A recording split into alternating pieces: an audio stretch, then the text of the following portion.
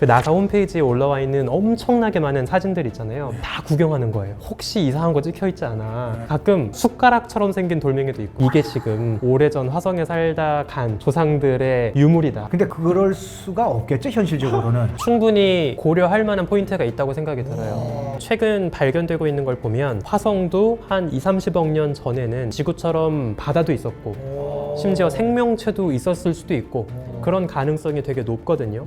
화성의 테라포밍은 생전 처음 화성을 비옥하게 만드는 개발 사업이 아니라 원래 비옥했던 화성을 다시 되돌려주는 복원 사업이라고 봐야 되는 거예요. 만약에 화성을 지구화한다, 대부분이 과학자분들이 많이 가시더라고요. 그것도 공감을 해요. 저는 거기가 뭐가 있을지 모르는데 무조건 과학적 시선으로만 갈 필요는 없다.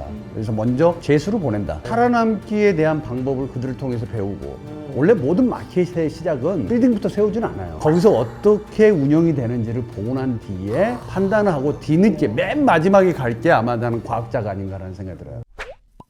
영화를 보다. 안녕하세요. 반갑습니다. 김경식입니다. 네, 영화를 보다를 통해서 배우고 있는 복만대입니다. 네, 영화를 잘하는 할아버지가 되고 싶은 김시선입니다. 네, 안녕하세요. 영화를 사랑하는 천문학자 오주먼지 지웅배입니다. 드디어 모셨습니다. 많이 떨리네요. 뭐가 떨려요? 저도 어렸을 때부터 출발 비디오, 여행. 하시는 거 네네. 너무 많이 봤어서 정말 예. 연예인 보는 기분이 들고, 또 감독님이랑 시선님도 워낙에 유튜브나 방송에서 많이 봐왔던 분들이어서 많이 떨립니다. 저는 뭐 방송계에 그 많은 그 재능을 가진 사람들 중에 뭐 하나의 뭐 먼지입니다. 과학을 보다를 좀 좋아하는데 자주 보신다고 그랬잖아요. 네, 볼 때마다 너무 어려워요. 모르는 세계의 이야기가 너무 많다 보니까. 근데 되게 또 진지하잖아요. 유머가 없어요, 거기는. 그런가요? 저희 나름대로 열심히 유머를 했는데. 유머 자체도 어렵더라고요.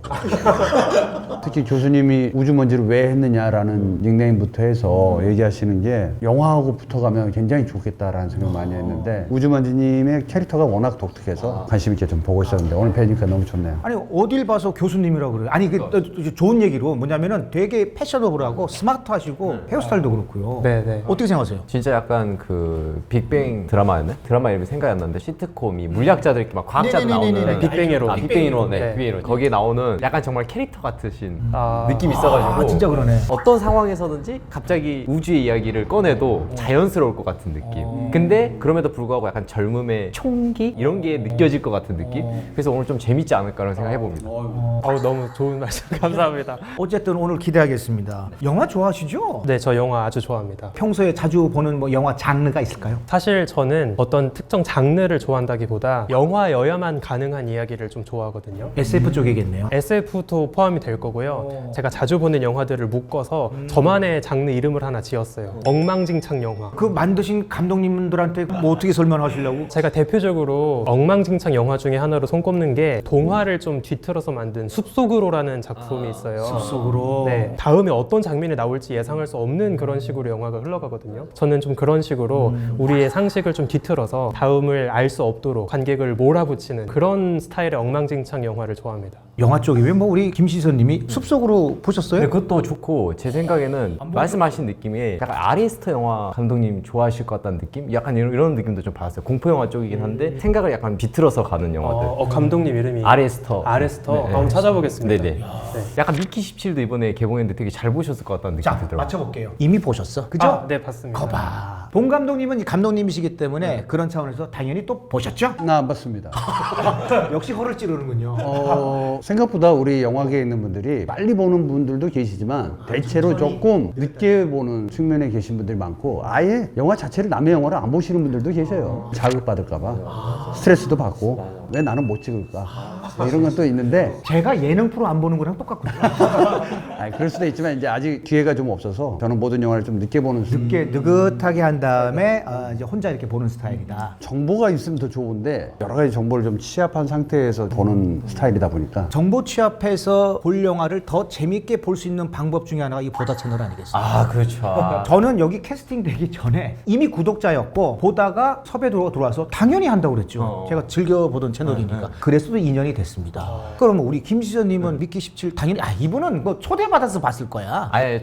저는 요즘에 그런 곳에는 잘 가진 않고 관객들 관객들 반응이 좀 궁금해서 항상 궁금해서. 좀 하는데 특히 미키 17 같은 경우는 봉준호 감독이 전작에 너무 많은 사랑을 받았잖아요. 네. 기생충이라는 작품 다 이뤘죠. 네, 너무 사랑을 많이 받았기 때문에 미키 17은 어떻게 볼까? 왜냐면 그 전작의 설국열차, 특히 이제 서양권에서 찍은 봉준호 감독 영화들이 생각보다는 크게 반응이 있진 않았거든요. 물론 좋은 영화들이었지만 옥자라던가 이런 게 생각보다 크게 막 부각되진 않았어서 이번 미키 17은 좀 어떤가? 또 그 전에 비해서 어떻게 발전했나 이런 게 좀 궁금해서 관객들 반응 보러 빨리 가서 봤습니다.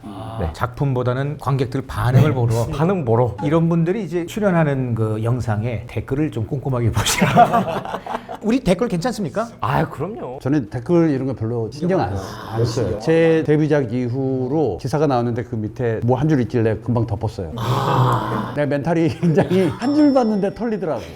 그래서 앞으로 나의 모든 기사는 누가 썼다, 무슨 기자까지만 보고 그 밑으로 내리지 않습니다. 우주에서 보면 다 이 댓글 다 먼지. 예, 먼지. 다른 이야기보다도 김수현 평론가님 얘기하셨지만 봉준호 감독님이 헐리우드에 각광을 받고 평정을 하다시피 해서 다른 모든 배우들이 함께 하고 싶고 제작사도 그렇잖아요. 부담이 어마어마하게 오죠.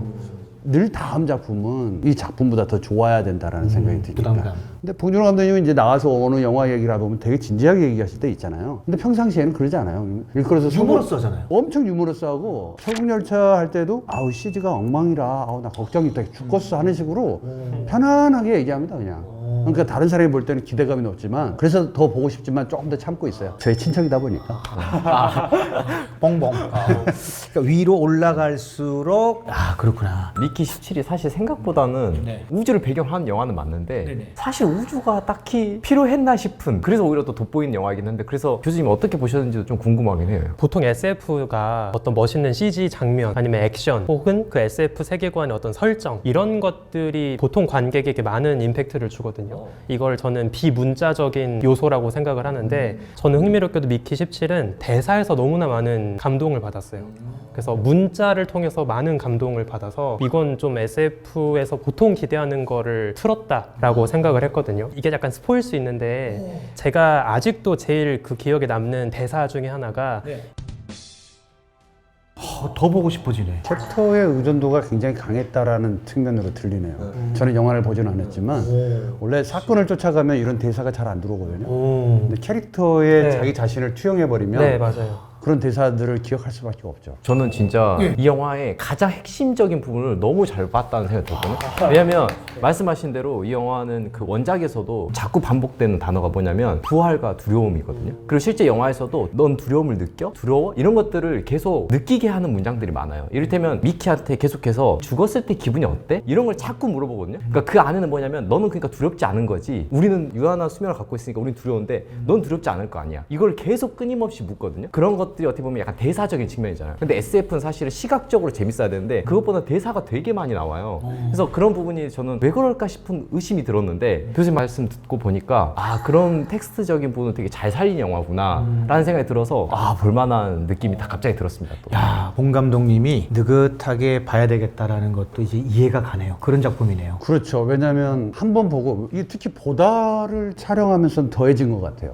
그냥 한 번 봤던 영화에서 내가 느끼고 마는 것들 그리고 이제 집에 오는 경우가 많은데 다시 한 번 보게 되면 아니 못 봤던 걸 또 보이거든.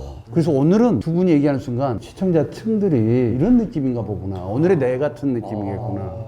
이제 요 얘기 들었으니까 가서 봐야죠. 그러네. 저는 스포 들어도 괜찮아요. 네, 감독님 워낙 또 미키 17은 이게 소설이 원작이잖아요. 봉준호 감독이 그 소설 읽고 이거다 생각해서 이제 선택을 하게 된 건데 원래 원작은 제목이 다르죠. 미키 세븐입니다. 세븐이죠. 네네. 이 원작 읽으셨습니까? 저는 미키 7 원작은 못 봤습니다. 못 봤어요. 네. 우리 그 김시전님도 못 봤고. 저는 읽긴 했는데 읽었어요? 네, 이번 시간이 왜냐면 이제 언제 작년에 미키 세븐이 작년쯤이었나 재작년쯤에 책이 이제 좀 퍼지기 시작했거든요. 왜냐면 그때쯤에 봉준호 감독이 미키 세븐을 원작으로 하는 영화를 제작할 거라는 얘기가 나왔고 그러면서 이제 책들이 살짝 유통이 된 것 같아요. 그래서 저한테도 이제 주셔가지고 한번 읽어봤는데 저는 개인적으로는 원작 책도 재밌긴 한데 그거를 영화로 너무 잘 각색했다는 생각이 들었어요. 원래는 원작을 이길 수가 없잖아요. 네, 쉽지 않은데 저는 쉽지 않아요. 책보다 더 나은 느낌을 많이 받았어요. 왜냐면 미키 세븐은 원작 책을 보면은 사실은 이게 무슨 얘기를 하고 싶은 거야 라는 게 한국 독자들 입장에서 확 와닿진 않거든요. 느낌이 서양권에서 한국에서 이제 영어 버전을 봤을 때는 좀 다를 수도 있을 것 같아요. 근데 제 입장에서는 이게 어떤 내용을 구체적으로 하고 싶은 걸까라는 느낌이 들었는데 이 영화를 보고 나니까 미키 세븐이라는 이 소설, 이 원작의 결국 주제는 여러 미키들이 결국엔 미키 반스라는 각자의 객체를 가진 인간을 찾아가는 이야기구나. 그런 느낌을 받았거든요. 그래서 굉장히 어떻게 보면 어려운 소설책을 굉장히 잘 각색해서 영화로 우리에게 잘 풀어준 게 아닌가. 그래서 역시나 이야기꾼이시다. 그런 느낌 받았습니다. 영화 감독님들은 진짜 스토리텔러예요. 아 진짜 우리 봉준호 감독님도 복만대고 그렇게 보입니다. 위상이 그렇게 보입니다. 저한테는. 저는 장르가 다르기 때문에. 네, 그렇죠. 아니 근데 이제 말씀해주신 대로 원작을 잘 다뤘다 그렇게 평가받기는 정말 쉽지 않은 작품들이 굉장히 많아요. 왜냐하면 책을 이렇게 소설을 읽으면 100명이든 1000명이든 읽는 감성 거의 비슷해요. 그 지문이나 대사나 어느 정도 그 한계점에서 벗어나지 않는데 이거를 영상화로 간다, 시각화로 간다고 했을 때는 좀 다른 방식으로 각색이 되니까 100명한테 똑같은 원작을 주면 100인의 색깔이 있는 시나리오가 나와요. 그러니까 정말 어렵죠. 그 중에 하나를 선택한다는 것은. 이 미키 17 우리 우주먼지님한테 여쭤보는 건데 미키 17 이 영화가 사실은 이제 지구 환경이 안 좋아져가지고 다른 행성을 이제 찾아가는데 그걸 뭐 테라포밍 지구화 한다고 그러잖아요, 그죠? 그걸 테라포밍 하려고 고민하는 과학자들도 많을 텐데 이게 현실적으로 가능한지요? 사실 저는 천문학자로서 테라포밍의 기술적인 가능성을 이야기하기 이전에 필요성에 대해서 먼저 고민해 볼 필요가 있을 것 같아요. 저는 개인적으로 테라포밍에 대한 이야기, 특히 요즘에 뭐 일론 머스크 같은 그런 사람들이 막 나와서 화성 가는 거 뭐 당장 앞으로 100년 안에 화성 갈 거다 뭐 이런 약속 아닌 약속을 하잖아요. 그게 어찌 보면 눈앞에서 벌어지고 있는 지구의 문제를 우리가 둔감하게 만들고 외면해서 결국에 미래는 화성 가면 살면 되니까 라는 약속되지 않는 미래에 좀 우리의 잘못과 우리 암울한 현실을 유예시키는 측면이 있는 것 같아요. 야, 이건 진짜 이건 맞는 말. 공감 100%네요. 사실 지금 충분히 우리가 알고 있는 기술과 자원을 들여서 지구에서 벌어지는 문제를 지구 안에서 충분히 해결할 수도 있을 텐데 지구에서 해결하는 건 그냥 귀찮으니까 포기하고 유예시키고 더 꿈의 나라 유토피아가 화성에 있다 혹은 다른 우주에 있다 이렇게 홍보하면서 우리를 좀 무덤덤하게 만드는 것 같거든요.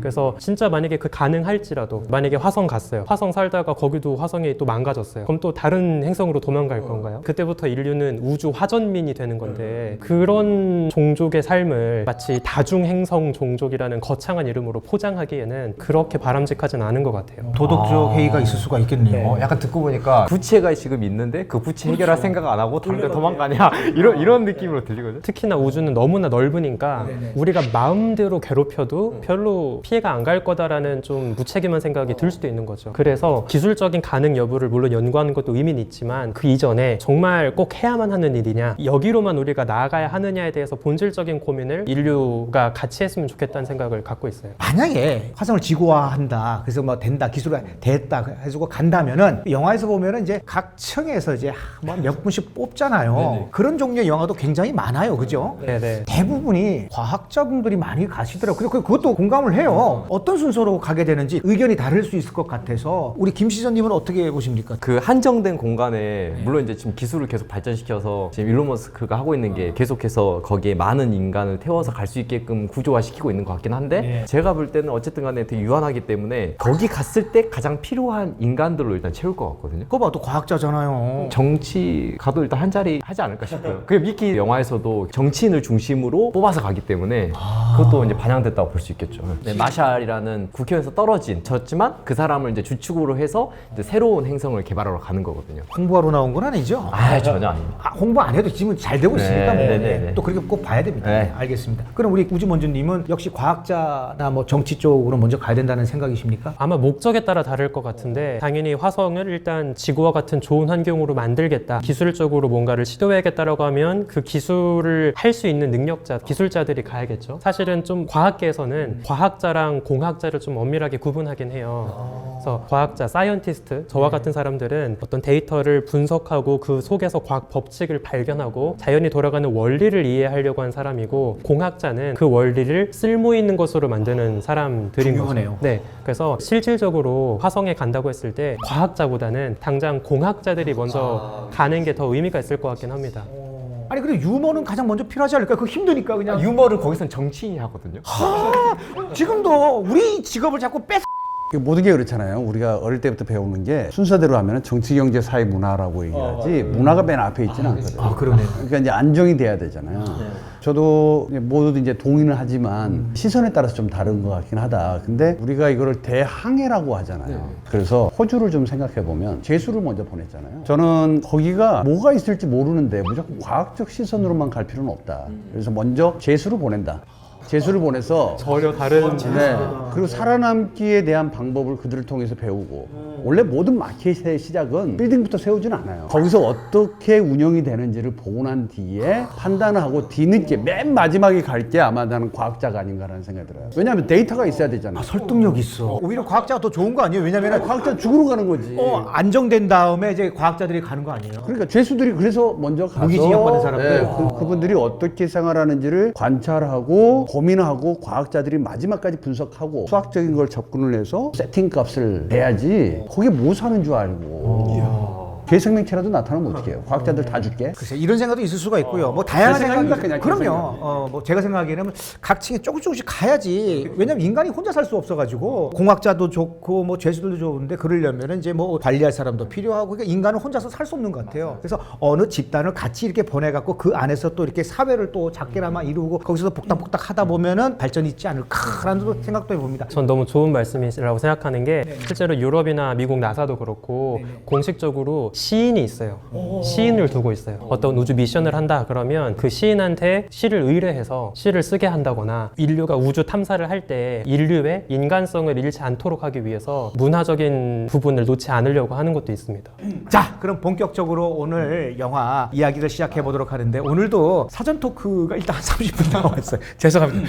오늘 소개해드릴 영화는 화성에 혼자 남겨진 남자가 로빈슨 크루소처럼 살아남는 영화 마션입니다. 이것도 역시 미키 17처럼 원작 소설이 있다고 하는데 네, 맞습니다. 여기 제 책을 갖고 왔는데 이게 해외 버전이고 이게 국내에 출판된 여기 앞으로 좀 네. 들어서 보여주십시오. 네, 그 해외 버전 이게 이제 국내에 출판된 버전입니다. 근데 원래 이게 저기 해외 버전이 빛이 발했나요? 산지 오래되긴 했는데 아, 그랬네요. 이건 약간 여담인데 보통 외국 책들이 좀 더 저렴한 종이를 쓰더라고요. 아, 갱지라 그러죠? 네, 그 책도 또 가볍고 얇고 그런 편입니다. 표지만 봐도 나라마다 약간 보고 있는 게 다른 게 해외에 나온 책 같은 경우는 마션의 주인공이 약간 고독함과 그러면서도 약간 밝음이 있는데 국내 책 표지는 저희가 좋아했던 감자밭 농사 짓는 좀 더 꿈에 더 가까운 그러네. 좀 더 판타지. 희망적이고 희망적인. 네, 약간 이런 거에 더 지도가 있어요. 그 지도가 있네요. 이게 실제 미국에서 진행하는 화성 탐사 미션을 많이 참고해서 나름 이제 과학적 고증을 좀 신경 써서 쓴 작품이더라고요. 이제는 영화 한 편 만들 때 늘 우리 봉 감독님이 말씀하지만 고증 안 돼서는 이게 진행할 수도 없을 뿐더러 과학도 굉장히 중요한 겁니다. 자, 이 매우 과학적으로 고증이 잘 됐다라고 평을 들었는데 맞습니까? 그런 편이라고 생각합니다. 화성의 환경이라든지 아니면 화성에서 실제로 인류가 산소를 만들고 식량을 만들고 하는 그런 과정들을 흘러가는 장면으로 보여주는 게 아니라 어떤 세밀한 단계를 거쳐가면서 이걸 해나가고 있는지 보여주거든요. 사실 그거는 단순히 과학적으로 고증을 따라가기 위해서였다기보다 실제 로빈슨 크루소처럼 화성에 고립되어 있는 이 주인공이 어떻게 난관을 과학자로서 해결해 나가고 있는지를 보여줘야 했기 때문에 더 신경 쓸 수밖에 없었다고 생각이 들어요. 작가가 그 원래부터 이 작가를 한 게 아니라 원래 그 직업이 따로 있었다면서요? 제가 알기로 이 앤디 위어라는 작가가 원래는 엔지니어였을 거예요. 엔지니어. 근데 취미 삼아 그 온라인 우리나라로 치면 뭐 DC 인사이드 같은 그런 커뮤니티에다가 연재 소설을 한 거죠. 근데 그거가 이제 모아서 한 권의 책이 된 거예요. 너무 히트를 쳐가지고 이거 정식 출판해달라라고 사람들이 이제 하도 하니까 책이 나온 걸로 알고 있습니다. 거기다 이제 영화화까지 되고. 그래서 그런지 약간은 과학 소설치고 굉장히 위트 있는 느낌이 많아요.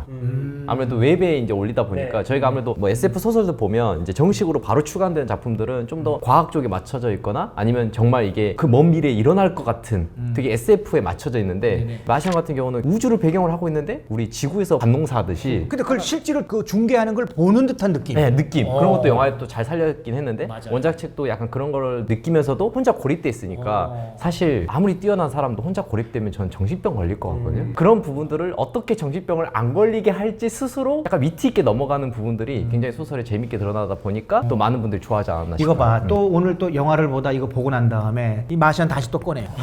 아니 맛이 또 달라지고. 봐야 될 수 있어요. 그러니까 영화관에서 볼 때는 놓치는 게 많아요. 왜냐하면 스탑 기능이 없기 때문에 영화는 내가 알든 모르든 정보를 계속 받아들이면서 가야 되거든요. 그러니까 놓치는 게 굉장히 많은데 저 두 번째 볼 때 알았어요. 식물학자인지. 처음에 몰랐어요. 그럴 수 있어요. 그냥 뭔가 스쳐 지나가듯이 빨리 지나가니까. 식물학자였어. 그래놓고 이제 분석하는 거죠. 저도 야 세팅 제대로 해놨네. 이게 주인공을 그렇게 해놓지 않으면 이게 말이 안 되거든. 그렇죠. 동사 짓는 것 자체가. 네. 고민 많이 있을 거란 말이에요. 글을 쓰는 사람도 누구를 어떻게 해야 되나 수많은 과학자가 있는데 그 중에 하나를 남겨놓고 와야 된다.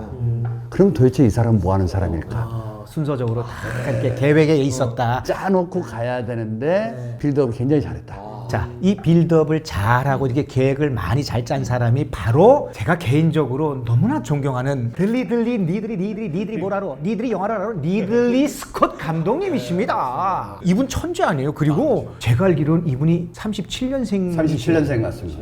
지금 나이가 어떻게 되시나요? 야, 어마어마하신 분입니다. 이 창작력이 거의 90세 가까운. 그렇죠. 대단하신 분이에요. 대단하신 거죠. 우리나라에서는 평균 연령 60 넘어가면 그때부터 허덕입니다.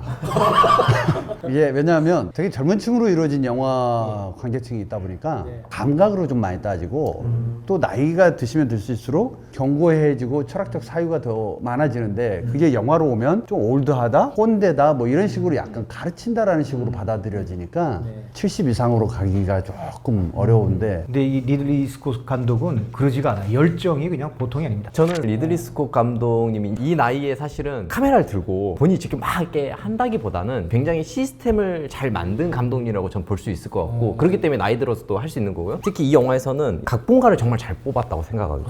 드류 고다드라는 각본가인데 사실 고다드? 네, 고다드라는 분인데 굉장히 능력은 있지만 우리나라에서 이름은 익숙하지 않아요. 근데 매니아들 사이에서는 이 분의 영화나 작품이 굉장히 익숙할 겁니다. 이를테면 케빈 더 우즈라는 영화가 있어요. 그 예전에 이블 데드에 어떻게 보면은 그 클리셰를 잘 가져와서 잘 섞어놓은 영화예요. 한마디로 하면 젊은 사람들이 어떤 산정에 놀러 갔다가 그 산장에는 어떤 비밀스러움에 의해서 생존해야 되는 그런 영화인데 그 영화 봐도 되게 고립된 곳에서 사람들이 생존해야 되는 부분도 되게 잘 썼거든요. 감독을 했었고 그래서 이런 분을 마션이라는 주인공이 혼자 행성에서 살아야 되는 것에 잘 쓰지 않았을까 저는 그런 생각이 들어요. 사람을 잘 선택하는 거 이것도 어떻게 보면 리들리 스콧 감독의 굉장히 중요한 능력 중에 하나다. 근데 이 마션 이 작품이 말씀하신 게 맞는 게 리들리 스콧 감독님의 그 영화 중에서 가장 이게 밝은 색채라고 하더라고요. 어두운 색채가 많은데 이 마션은 이제 우리나라 버전에도 나왔듯이 희망적이고 밝은 그리고 어떻게 보면은 사망자가 없는 사망자가 마션에는 안 나옵니다. 그렇게 이끌어가는 영화라 가지고 굉장히 희망적인 영화다. 맷 데이먼 입장에서도 이 배우 입장에서도요.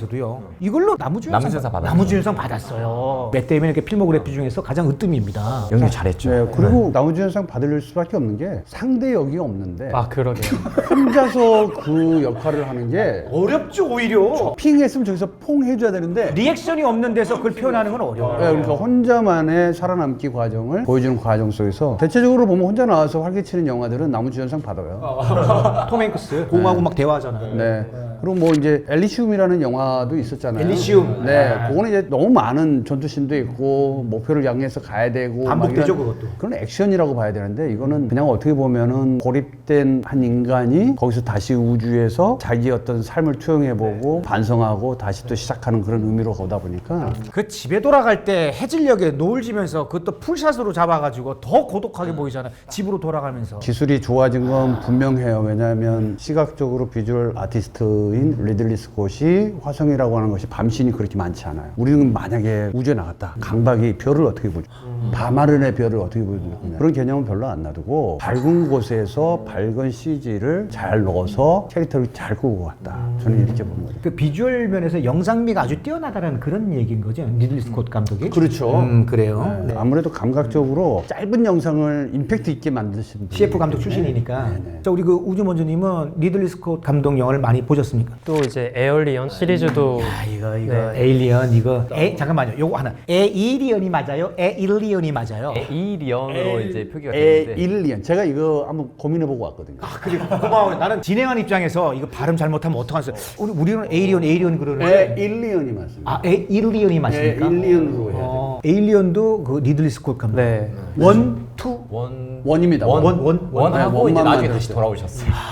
리들리 스콧 감독의 어떤 부분이 좀 좋습니까? 제 생각엔 특히나 마션의 경우에는 그 감독의 능력도 능력이었겠지만 작품 원작을 이걸 선택했다는 것부터가 좀 의외의 선택이었던 것 같기도 해요. 소설 읽어보신 분들은 아실 텐데 첫 문장이 정말 임팩트가 강한 거로 유명하거든요. 원서 아니에요? 아 근데 뭐 그대로 직역한 국내 책도 처음으로 이거 말해도 될지 모르겠는데 괜찮습니다. 아무래도 이게 이제 에이 그게 시작이에요? 에이 잠깐만요.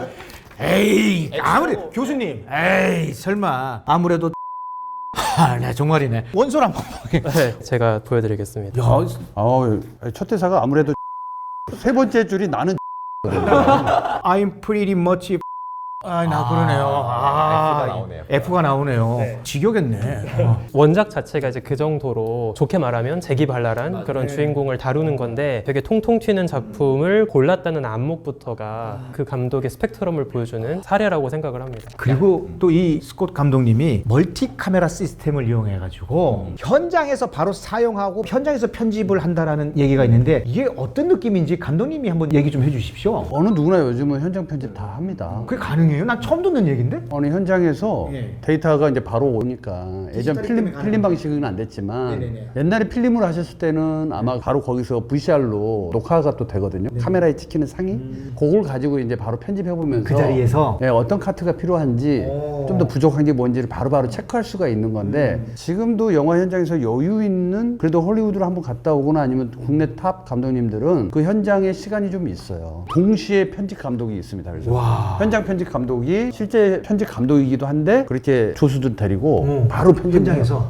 기계들 다 갖다 놓고 그 후반 작업이 많이 줄어들겠네요. 아니죠. 그게 이제 기준이 되는데 혹시 내가 콘티 스토리보드대로 약속대로 다 찍었는데 빠진 카트가 없는가를 확인해 볼 수가 있는 거예요. 그리고 거기서 바로 블루스크린을 이용해서 CG를 넣어가지고 이게 가능한지에 대해서도 체크를 해보는 거니까 바로 현장성으로 이어지는 것이 이 소스가 그대로 이제 나중에 편집에 가는 거잖아요. 헐리우드 방식에서는 당연히 리들리 스콧 감독님이야 뭐 편집 권한이 있냐 없냐 이거 물어본 말 자체가 촌스러운데 보통은 이제 편집 권한이 제작사한테 있기 때문에 내 감을 먼저 스캔한 거를 그대로 투영해서 보여주는 방식 이게 좀 필요한 거죠. 그래서 지금 우리나라에서도 많이 합니다. 그래서 이 영화 마션도 70일 만에 촬영했다는 얘기가 있어요. 감독님이 얘기하신 부분에 약간 덧붙여서 얘기하면 네네네. 혼자 연기하셨기 때문에 나머지선 타기가 쉬웠다 했잖아요. 실제로 이제 많은 배우들은 다 촬영이 끝났고 맷 데이먼과 리드 스콧이 거의 말씀하신 대로 둘이서 거의 많이 촬영을 했다고 하더라고요. 네. 동료 배우들을 촬영 현장에서 못 보고 근데 그게 또 좋은 선택이었던 것 같은 게 제가 느끼기에는 실제로 인간이 없음의 고독감을 느껴야 되잖아요. 그러니까 주변에 그런 동료들이 보이거나 그 촬영의 연장선상에서 어떤 대화를 주고받으면 뭔가 사람이 곁에 있는 느낌을 주잖아요. 근데 행성에 떨어졌고 혼자밖에 없기 때문에 그 동료들을 처음에 목소리만 듣다가 안 들리다가 나중에 이제 듣게 되잖아요. 그때 어떻게 보면은 맷 데이먼도 순간 울컥했다고 하더라고요. 리들리 스콧 감독이 그런 상황을 잘 연출해요. 일부러 안 알려주고. 아무래도 저희도 그렇잖아요. 아무리 이게 연기라고는 하지만 환경과 주어진 조건이 리얼하게 와야 더 연기에 몰입하기 좋을 것 같거든요. 그러니까요. 그러니까 그런 부분들을 또 리드 스콧 감독이 어떻게 보면 배우에게 배려를 해준 것 같아요. 갑자기 막 친하게 얘기하다가 이제 너 혼자 있다가 다시 이제 연결된 거야 하고 설명한다고 연기를 하라면 갑자기 눈물이 날까? 안 날 것 같거든요, 저는. 감독이 적극적으로 그 환경과 분위기를 만들어준 셈이네요. 약간은 어떻게 보면은 그게 촬영에 더 용이한 폭력성이지만 그때 유익한 폭력성이 아닌가 싶긴 해요. 폭력성이 있죠. 왜냐하면 주연의 입장에서 이렇게 얘기하면 되게 좋은 얘기지만 조연은 그랬다 치고 맷 데이먼이 이렇게 나올 거야. 그걸 상상하면서 연기를 해야 되잖아요. 이게 곧바로 주연 배우에게 시너지를 줘야 되니까. 이 감정 라인을 보여줬을 때 아, 이 배우들이 이런 연기를 했구나 하는 게 이제 접점이 만들어지려면 조단역 배우들이 더 힘들었겠죠. 힘들 수도 있다. 우주먼지님 교수님 궁금한 게 마션이라는 작품에서 과학적인 요소가 들어가고 이 리얼해야 되잖아요. 나사 쪽의 검증만 1년 6개월이 걸렸다라는데 이게 사실입니까? 나사에서 좀 적극적으로 이 영화에 좀 관심을 가지긴 했어요. 실제로 어떤 후문이 있냐면 당시 나사에서 새롭게 요즘 한창 하고 있는 달 아르테미스 미션이라든지 뭐 또 다른 화성 탐사 미션 이런 걸 준비하고 있었는데 나사가 오랫동안 전통적으로 앓고 있는 고민이 하나 있습니다. 아폴로 시대에 전성기가 지나고 좀 열기가 시들었어요. 그래서 전 국민적인 정부 차원에서 자금을 마련한다거나 이런 지원이 줄어든 측면이 있죠. 그래서 나사의 가장 큰 고민은 여전히 어떻게 해야 아폴로 시대 때처럼 다시 주목을 받고 돈을 좀 많이 끌어모을 수 있을까, 지원을 받을 수 있을까, 이 고민을 항상 안고 있거든요. 근데 마침 리들리 스콧이라는 이 대가가 너무나 유명한, 대중적으로 유명한 화성 무대로 펼쳐지는 작품으로 영화를 만들겠다고 하니 우리가 좀 이 기회를 잘 잡아서 미국 국민들에게 화성 탐사에 대한 열망을 좀 키워주고, 그 열망 속에서 또 미국 정치인들이 또 예산을 많이 끌어와주는 그런 이제 흐름을 좀 꿈꿀 수 있지 않을까, 이런 이야기를 많이 했었어요, 실제로. 그래서 이 영화 개봉에 맞추어서 좀 적극적으로 영화에 필요한 장비라거나 실제 탐사선의 모사품이라거나 이런 것들을 적극적으로 지원해서 영화를 만들었죠. 우주먼지님 나왔으니까 매번 궁금했던 건데 그냥 영화적 상상력입니다. 우리가 지구에서 화성으로 가려고 하잖아요. 네. 근데 저는 아주 과거에 우리가 화성에서 살았어. 우리 자체가 화성인이야. 아. 그리고 달도 위성으로서 가까이 두고 있었어. 이게 없으면 위성으로 없었을 수도 있어.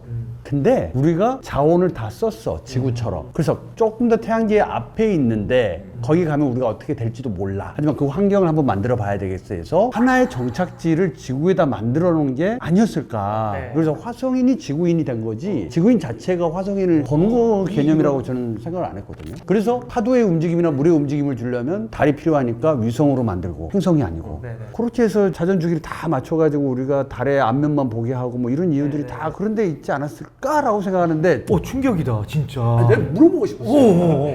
교수님한테는. 사실 저도 워낙에 아주 오래전부터 익히 들었던 도시 전설 같은 이야기예요. SF 팬들이 이제 되게 좋아하는 이야기인데, 오래전에 원래 인류는 화성에 살았다. 화성에서 뭔가 지금 지구에서 벌어지는 것과 유사한 뭐 환경 오염이든 여러 질병이든 문제가 있었고, 그래서 화성을 버리고 이주해서 두 번째 고향인 지구에 지금 살고 있는데, 모종의 사연으로 조상들의 기억을 잃어버려서 마치 지구가 첫 번째 고향인 것처럼 살고 있다. 이제 이런 이야기를 만들어 보는 거죠. 재밌는 것 중에 하나가, 나사가 화성 탐사를 하면 화성 표면에서 촬영한 사진들을, 원본 데이터를 다 공개합니다. 왜냐면 공공 자산이기 때문에. 근데 특히 이제 미국 쪽에 어떤 덕후들이 있냐면, 그 나사 홈페이지에 올라와 있는 엄청나게 많은 사진들 있잖아요. 다 구경하는 거예요. 혹시 이상한 거 찍혀 있지 않아, 이제 이런 거를 확인하는 거죠. 가끔 숟가락처럼 생긴 돌멩이도 있고요, 도마뱀 시체처럼 생긴 돌멩이도 있고, 하트 모양 돌멩이 줍는 것처럼 그런 거를 발견하는 거예요. 그런 흥미로운 암석들의 사진과 말씀하신 상상력이 이제 합쳐져서 이게 지금 오래전 화성에 살다 간 조상들의 유물이다. 네. 이렇게 만드는 거죠. 그러니까 아니 왜냐면 나사가 교수님이 얘기하니까 나 진짜 말아듣고 나는. 그러니까 교수님이 제 뜻을 이제 좀 이렇게 더 많이 이렇게 포장을 해서 얘기해 주는 재밌다, 거잖아요. 재밌다, 오늘. 인기에 대한 부분이잖아요. 우리 시각적으로 달은 우리 눈에 보여요. 네. 그리고 저기 간다면 정말 토끼가 있을까? 뭐가 있을까? 호기심이었잖아요. 물론 미소 분쟁으로 인해서 달 착륙을 미국이 먼저 하는 걸로 인해서 정말 달에도 갈 수 있구나. 화성은 안 보이잖아요. 밤하늘 보면 저게 화성인지 뭔지 모르잖아요. 그러니까 관심이 없는 거야. 그렇죠. 관심을 두려면 선언을 했어야 돼, 나사에서. 어떤 우리 선조의 고향은 화성이었다. 그러면 진짜? 그리고 이런 게 발견이 됐다. 그럼 다 전 세계인이 관심을 좀 줄 거 아니에요. 우리의 고향이다. 근데 그럴 수가 없겠죠, 현실적으로는. 근데 뭐 물론 인류의 고향이 화성입니다까지는 좀 너무 나간 이야기일 수 있지만, 충분히 고려할 만한 포인트가 있다고 생각이 들어요. 왜냐면 스토리텔러야. 우리가 보통 화성의 테라포밍, 아까 말씀하셨던 거 이야기할 때 어떤 관점을 갖고 있냐면, 화성은 지난 40억 년 동안 한 번도 비옥했던 적이 없는데 인간의 손으로 처음으로 우리가 비옥하게 만드는 일종의 개발 사업이다 라는 인식을 갖고 있어요. 최근 발견되고 있는 걸 보면 화성도 한 20-30억 년 전에는 지구처럼 바다도 있었고 심지어 생명체도 있었을 수도 있고 그런 가능성이 되게 높거든요.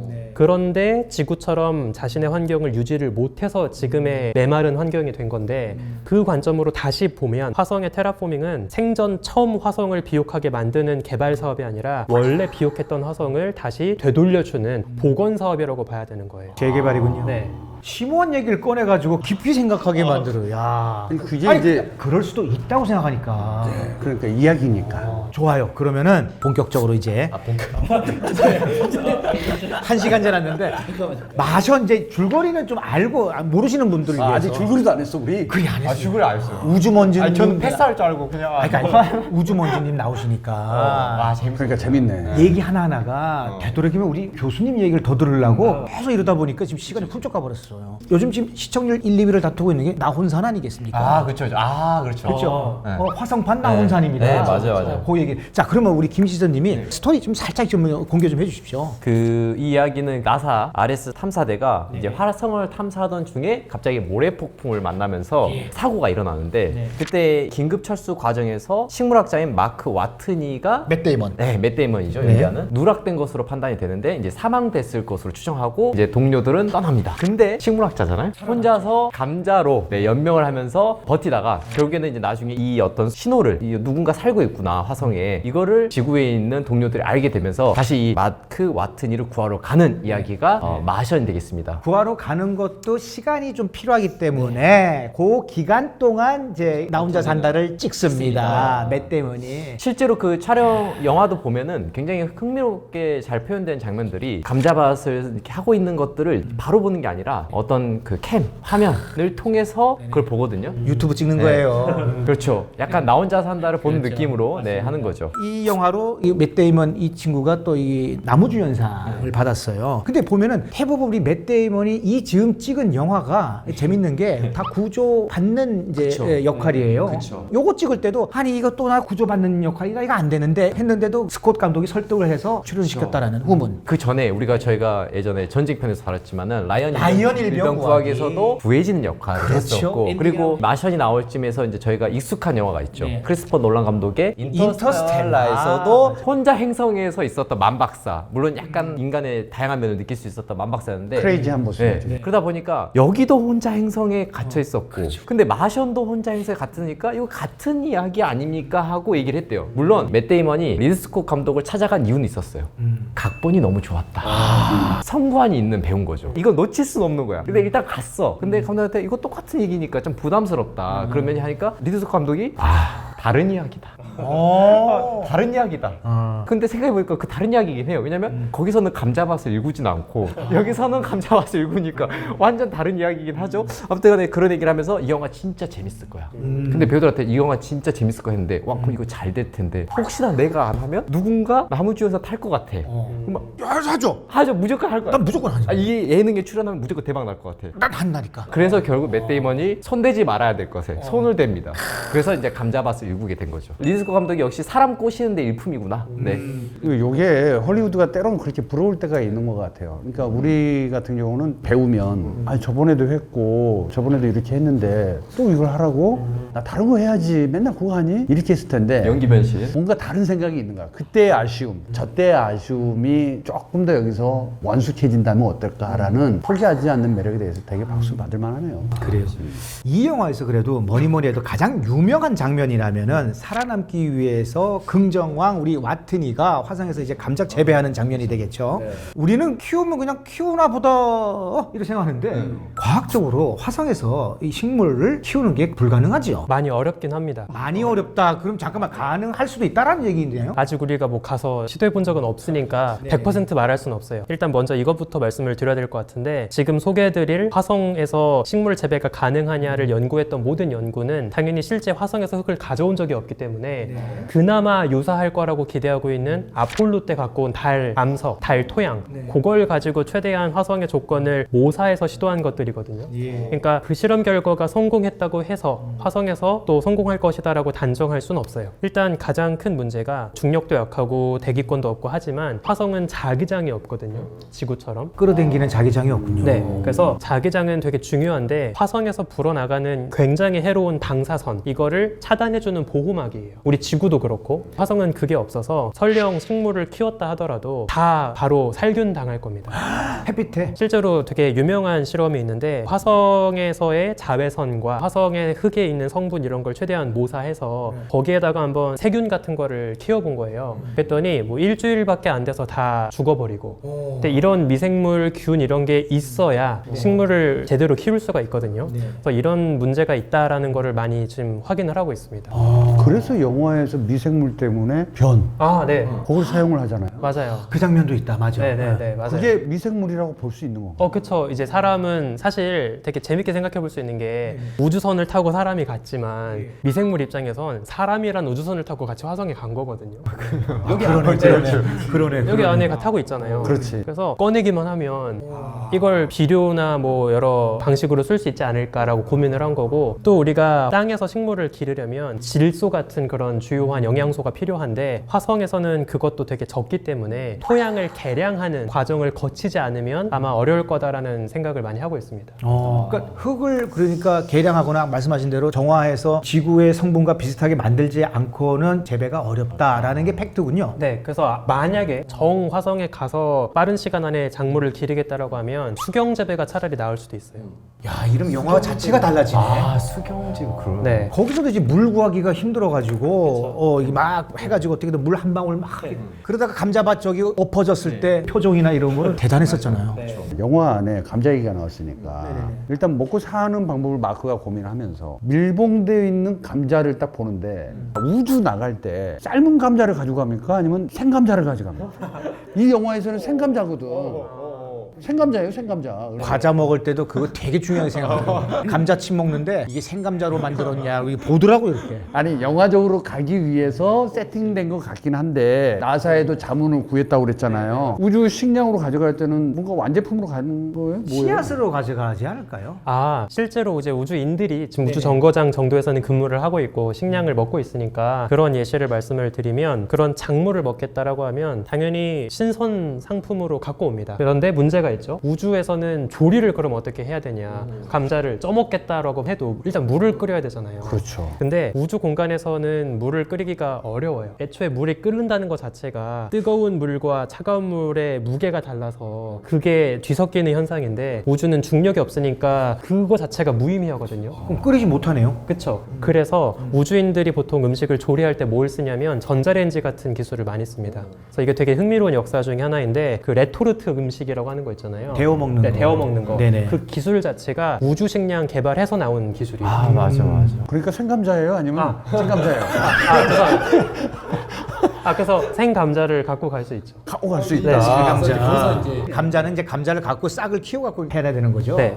아니 영화에서는 생김새 딱 보면은 이미 표피를 다 까가지고 찐감자처럼 딱 되어 있길래 그게 생감자는 거예요. 네, 그러면? 그게 생감자로 이제 된 거죠. 네. 자, 말 나온 게 그 감자밭 촬영은 이게 촬영 기법으로는 어떻게 촬영한 거예요? 그러니까 이제 화성 말고 스튜디오로 세트를 지었을 거 세트로 아니에요? 이제 짓는데 어. 세트 하나 가지고 생각해 보자고요. 우리가 리얼리즘으로 영화를 찍는 게 아니잖아요. 그러면 나무 감자를 심었어. 그러면 얘가 싹이 날 때까지 기다려. 줄기가 나와. 밑에 이제 감자가 또 이렇게 다 엮여 나와야 되잖아요. 그렇게 찍을 수는 없잖아. 그렇죠. 그러니까 스튜디오를 같은 동을 몇십 동을 지어놓고 자 이제 새싹이 살짝 올라오는 장면은 여기서 여기서는 야 줄기까지 나온 거 저기는 이제 감자가 이렇게 다 알알이 뭉쳐 있는 거 그리고 날아가는데 폭파되는데 뭐 이런 식으로 다 흙을 뭐 가져오는 공간 이걸 다 하는 거지 세트장을 만들어놔야죠. 과학자로서 조금 더 디테일하게 주의 깊게 봤을 때 요거는 이런 거에서 좀 이렇지 않을까라는 점이 있다면 뭐가 있을까요? 저는 의외로 되게 사소한 걸 수 있는데 그 마션 보면서 하나 딱 신경 쓰였던 게 화성에서 노을 지는 장면이 있거든요. 그렇죠. 그게 지구에서처럼 아름답죠. 아주 새빨간 노을이 져요. 사실 실제로 화성의 노을은 빨갛지 않습니다. 파란 노을이에요. 야, 갑자기 분위기가 확 틀려지네. 빨강 파라. 이거 지구하고 화성의 만남이야. 야, 범우주적인 옷이에요. 그것 때문에 입은 건 아니에요. 그 화성의 하늘은 요즘에 이제 미세먼지 많듯이 공기가 희박하긴 하지만 먼지가 많거든요. 그래서 빛이 좀 더 산란되면서 푸르게 빛나요. 노을이 질 때. 탐사선들이 찍은 사진 보면 노을 질 때 푸른 노을이 지거든요. 화성의 일몰은 푸른 노을이다. 근데 아마 감독이 알고 있었을 것 같은데 화성의 톤을 지키고 싶어서 사실과 다르게 하지 않았을까라는 생각이 들었습니다. 과학적 고증으로 조금 또 이렇게 또 디테일한 면에서 보이는 게 걸린 게 있습니까? 이거는 사실 마션 얘기할 때 많은 분들이 지적하는 것 중에 하나인데 사실 이걸 지적해버리면 마션 영화 자체가 성립이 안 돼서 영화의 시작이 폭풍을 만나서 우주선이 쓰러지고 고립되는 거잖아요. 아까 말씀드린 것처럼 화성은 지구에 비해서 대기가 매우 희박해요. 우리 지구가 1기압이면 화성은 100분의 1기압이거든요. 그래서 끓는 점도 낮다 그랬잖아요. 맞아요. 그래서 공기 밀도가 워낙에 낮다 보니까 바람이 불어도 위력이 세지 않습니다. 그 영화에서처럼 것처럼 우주선을 막 쓰러뜨릴 정도의 폭풍은 사실 불지 않아요. 없다. 위기 자체 조성이 안 되는구나. 시작부터 문제가 있어. 그냥 평화롭게 동료들과 화성에서 일하고 돌아오고 끝나는 거죠. 그러면 이제 과학자분들끼리 이제 모여 앉아가지고 이제 딱 마셔 보면은 폭풍 쫙 보통 사람들은 어떻게 이러는데 저 화성 아니야 이렇게 돼버리는. 나가 이렇게 돼. 이게 말이 되려면 고의로 버려야 되는. 소송 들어가요. 그러면은 고의가 들어가요. 어쨌든 네. 영화적 재미를 위해서는 감독의 의도에 따라서 이렇게 쭉 따라가서 보시는 게 더 좋다. 이런 얘기로 좀 마무리 짓도록 하겠습니다. 우주먼지님이 생각하기에 마션에서 가장 이제 명장면은 어떤 장면을 봤을 때 와 이렇게 감탄이 나왔는지요? 저는 의외로 많은 분들이 그냥 별로 신경 쓰지 않았을 장면이라고 생각하는데 중간에 보면 초반에 고립됐을 때 너무 화성이 추우니까 난방을 하려고 방법을 찾거든요. 그때 뭘 하냐면 배터리가 있어요. 배터리가 이제 방사성 열을 내뿜으니까 그 열로 그 자기가 타고 있는 자동차 안에 화성 탐사차 안에 이제 온도를 높이거든요. 딱 그때 제가 어떤 생각이 들었냐면 저 주인공에게는 곁에 제일 따뜻한 존재가 기계 덩어리구나 라는 생각이 들었어요. 그래서 느낌이 다르네. 약간 그 캐스터웨이 나오는 공처럼 톰 행크스. 그쵸. 인간이 아니지만 그냥 쇳덩어리지만 지금 저 주인공에겐 저게 제일 따뜻한 존재이다 라는 인상이 느껴져서 전 그 장면이 제일 좀 기억에 남습니다. 저는 영화 내에서 서로 문자 교신을 해야 되는 장면인데 인간은 말해야 되는 동물인데 나의 메시지를 전하려면 분명히 말을 해야 되잖아요. 근데 말은 할 수가 없잖아요. 그때부터 이제 텍스트에 서로 교신할 때 그 마크의 눈물이 막 나오는 장면이 있어요. 그 순간적으로 나는 이제 누군가와 말을 하고 있다. 내 생각을 전달하고 있다라는 거에 대해서 우리 쓸데없이 문자 엄청나게 하잖아요. 별거 소중하다고 생각하지 않았던 거. 여태까지 소중하지 않게 생각했는데 없어 보니까 또 이게 유한하니까 생명이 귀중한 거죠. 그렇게 뭐 메시지 하나가 25분, 30분 걸리는 그 거리에 왔을 때 느낌. 그죠? 그 장면에서 인간은 조신의 동물이구나 라는 것을 너무 잘 표현해줘가지고 명장면은 많았지만 제가 그 장면 좋네요. 그럼요. 저는 리드 스콧 감독이 사실 되게 깔끔한 감독님이에요. 그러니까 군더더기가 사실 없어요. 저희가 그래서 리드 스콧 감독 영화를 보고 크게 실망한 점이 별로 없을 거예요. 근데 저는 이 영화 보면서 정말 좋은 사람들한테 인기도 많았고 뭐 상도 받은 영화고 근데 항상 이 영화 볼 때마다 아니 도대체 이걸 왜 넣었을까를 항상 생각하게 되는 장면이 마지막 강의 장면. 이 군더더기를 리드 스콧 감독이 굳이 왜 이거를 저는 그래서 이건 정말 흠이라고 생각해요. 사실은 영화적으로는. 왜냐면 이걸 안 넣는 게 깔끔하고 사실 책에도 제가 알기로 원작에도 그분이 없었던 걸로 저는 기억을 하거든요. 원작에도 없는 걸 넣었나요? 그럴 겁니다. 네, 아마 없었던 걸로 저는 기억을 하고 있고 그래서 아니 도대체 이 웃 어른이 저 사람에게 하는 약간 이제 영어로 쓰면 약간 꼰대적인 발언이라고 할 수 있는 되게 맞는 삶의 진리죠. 먼저 시작해보고 도전하다 보면은 살아서 돌아올 거야. 뭐 이런 너무 평범한 삶의 진리를 말하고 있는데 이걸 굳이 왜 넣었을까? 저는 계속 항상 의문이 들었는데 오늘 우주먼지 얘기 듣고 앞에 초창기 얘기 듣고 갑자기 그게 해소가 됐어요. 말씀하신 게 지구에 있는 부채를 해결하고 여기서 살아야지 왜 우주를 가냐. 사실은 우주에 대해서 너무 다 잘 알고 계신 교수님이 얘기를 하셨잖아요. 어떻게 보면 리드 스콧 감독 그 말을 하고 싶었던 게 아닐까? 그래서 그 인서트로 그 장면을 넣었다. 네, 그러니까 그걸 넣음으로써 우주를 가서 막 했지만은 그게 중요한 게 아니고 지구 안에서 무언가를 시도하고 해결해야 한다는 것을 결국 마지막에 군더더기로 보여주고 싶었던 거 아닐까? 야. 되게 흠이에요. 저는 사실 이 장면은 없애는 게 맞다고 생각해요. 그게 저도 약간 동의를 하는데 영화적으로 보면 이 영화의 엔딩은 마크가 지구에 와서 벤치에 앉아 있다가 아주 작은 새싹을 봐요. 그리고 손을 이렇게 만지잖아요. 요때 끝나야 돼. 정확하게 진짜. 야. 느낌 와. 나 떨려 지금. 그리고 크레딧 쫙 나와야 되거든. 근데 멋이 아니라 리들리 스콧 감독은 감각적이고 스타일리시한 감독이기 때문에 비주얼 아티스트이기 때문에 이렇게 끝나야 되는데 허리우드에서 가만 놔두지 않았을 거예요. 그랬을 가능성도 있겠네요. 그렇게 떠나면 제작자의 입김도 들어갔을 것이다. 때문에 너무 시각적인 요소가 너무 지배하고 관념적이고 어렵다. 그래서 이제 조금 더 편안하게 풀어주면서 끝내자라고 해서 자, 그러면 이 영화를 만약에 추천을 하신다면은 이 마션을 이래서 추천한다. 추천 이유를 만약에 하신다면은 뭐가 있을까요? 저는 마션을 SF 영화로서의 가치보다 로빈슨 크루소 신화가 우주로 연장된 작품이라고 생각을 하거든요. 인류가 신화를 우주를 무대로 그리고 있다는 측면에서 영화를 한번 감상해 보시면 좀 의미가 다를 수 있을 것 같습니다. 심오하네요. 봉 감독님. 캐릭터만 놓고 봤을 때 우리는 다 고립되어 있고 외롭고 도시의 아마존 같은 데서 살고 있기 때문에 정말 외롭다고 느껴진다면 이 영화는 꼭 봐야 된다. 외로운 사람만이 이 영화를 이해할 수 있다. 저는 생각이 듭니다. 너무 좋은 이야기라고 생각합니다. 준비했죠. 아니 우주먼지님 얘기 듣다 보니까 수준이 막 올라가는 것 같아. 격을 올려주신 우리 우주먼지.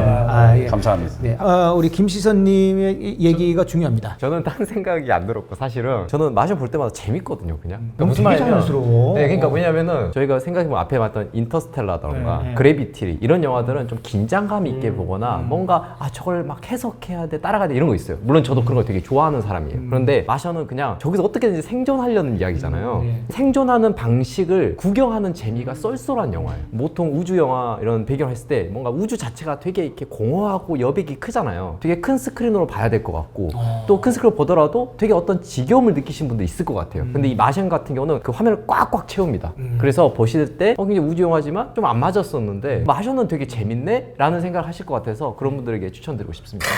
아니 오늘 왜 이렇게 표정이 좋아?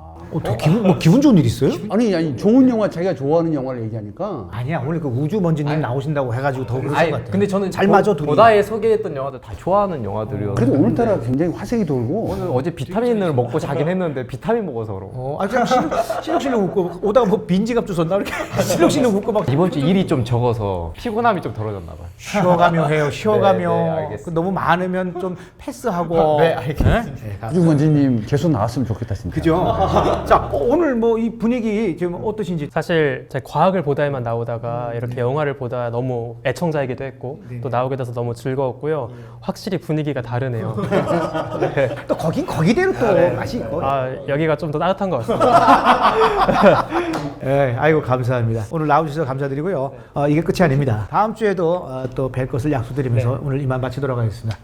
나와주셔서 감사합니다. 감사합니다. 천문학자들은 아주 오래 전부터 지구 생명체의 기원이 지구 바깥에서 왔을 가능성이 있다고 생각했어요. 그리고 그거 증거를 찾기 위해서 태양계 외곽을 돌고 있는 소행성에 직접 탐사선을 보내고 샘플을 갖고 와서 그 안에 이제 뭐가 있는지를 확인해 보는 거죠. 탐사선이 베누 소행성에 가서 콩 찍고 돌아왔습니다. 그 안에 지구 생명체의 DNA를 구성하는 여러 아미노산들이 굉장히 많이 들어 있었습니다.